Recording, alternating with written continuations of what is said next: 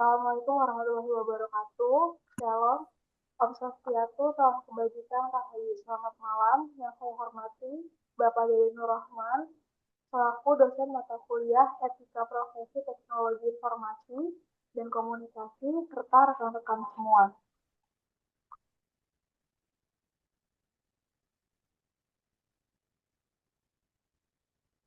Pada malam kesempatan ini, kelompok kami akan mempresentasikan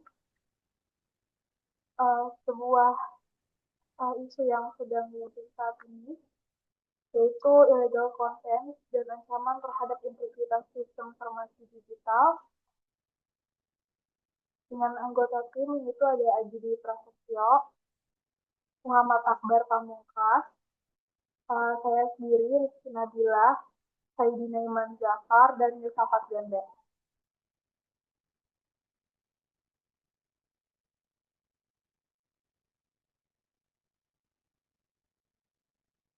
Selanjutnya, latar belakang.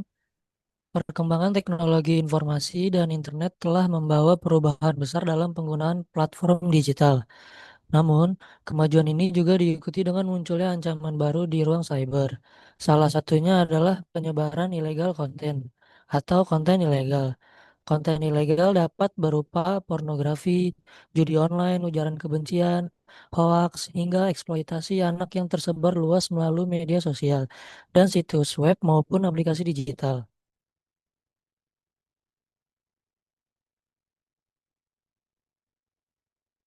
Apa itu illegal content? Dari namanya saja illegal content.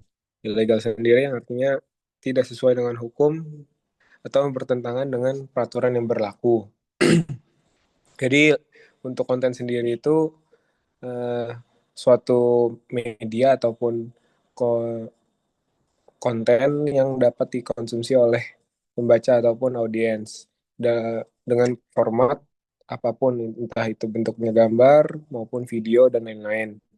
Jadi legal content itu segala bentuk konten yang keberadaannya melanggar hukum yang tidak boleh dipublikasikan, disimpan ataupun didistribusikan melalui media apapun.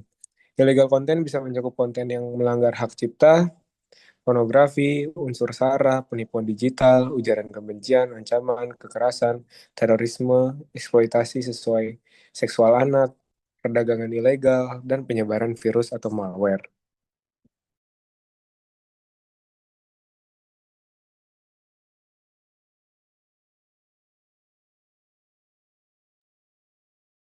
Metode penelitian di sini ada tiga, yaitu pengumpulan data, analisis data, penyusunan jurnal.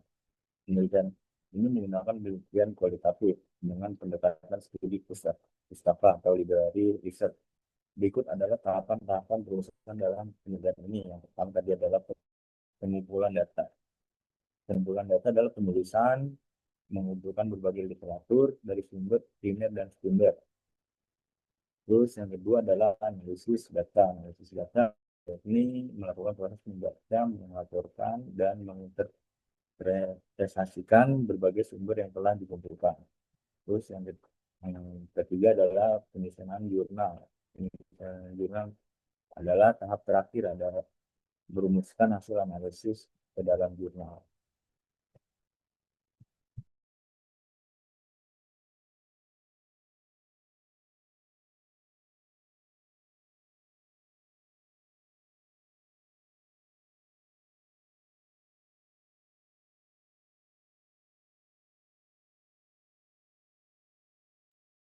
Baik, selanjutnya di sini ada beberapa sampel studi kasus dari illegal content yang kami ambil. Di sini ada studi kasus maraknya penyebaran konten pornografi di ruang digital Indonesia. Jadi fenomena ini tuh tidak hanya meningkat dari sisi jumlah, tetapi juga dari sisi kompleksitas penyebarannya, baik melalui media sosial, situs berbasis hosting, hingga platform berbagai video.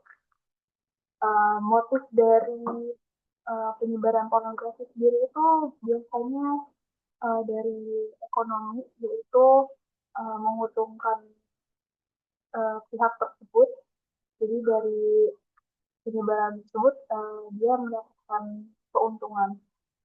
Di sini ada diagram pie chart ya, dapat disimpulkan bahwa pornografi itu masih tersebar luas, terlihat dari 613.618 kasus yang ditangani dalam setahun. Kemudian pornografi anak tetap menjadi ancaman serius dengan 8.517 kasus, dan baru total historisnya 5,5 juta konten yang pernah ditemukan. Yang ketiga ini, upaya takedown baru mencapai 233.552 konten. Hal ini menunjukkan bahwa penghapusan tidak selalu mudah atau cepat, karena ketika dihapus ada yang baru lagi seperti itu, makanya tidak mudah dan tidak cepat. Yang terakhir, masalah ini membutuhkan pendekatan nasional dan global secara peningkatan literasi digital untuk mencegah paparan pada anak dan remaja. Untuk yang kedua, kami mengambil sampel studi kasus dari judi online. Di sini ada data dan statistik dari judi online dari tahun 2024-2025. Berdasarkan dari gambar tersebut, dapat kami simpulkan bahwa Polri mengungkapkan sejumlah besar 1.611 kasus judi online sepanjang tahun 2024. Kemudian, upaya pemblokiran konten harus dilakukan secara masif. Terbukti dari 1,9 juta konten judi online yang berhasil diblokir selama periode 2023-2024. Dan yang terakhir, penurunan tajam dalam volume transaksi ini menjadi indikator kuat bahwa langkah-langkah penegakan hukum seperti pengungkapan pada 1.611 kasus sebelumnya dan pemblokiran konten yang insentif mulai efektif dalam menekan dan mencegah pergerakan dana ilegal di ekosistem judi online.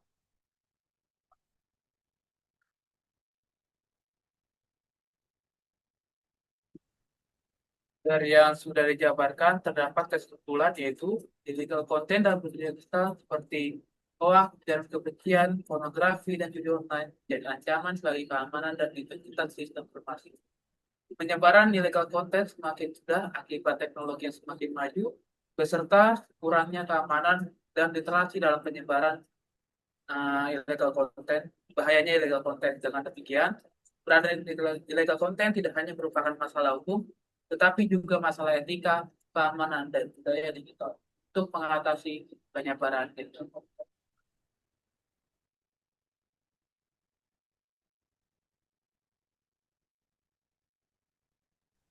Oke, untuk sarannya itu, untuk mengatasi penyebaran illegal konten, untuk kita pribadi, perlu meningkatkan literasi bahaya illegal konten kepada seluruh pengguna.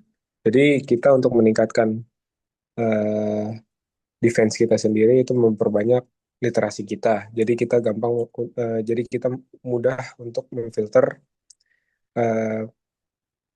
memfilter bahaya-bahaya dan konsekuensi dari illegal konten. Selain itu, pemerintah dan penyelenggara sistem perlu memperkuat sistem keamanan serta mengedukasi tentang etika pengguna internet yang bertanggung jawab.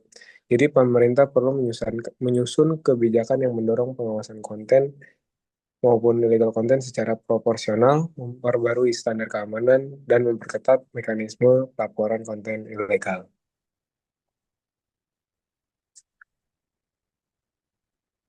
Baik, mungkin cukup sekian presentasi. Baik, mungkin cukup sekian presentasi dari kelompok kami tentang illegal content. Kurang lebih mohon maaf. Wassalamualaikum warahmatullahi wabarakatuh. Selamat malam.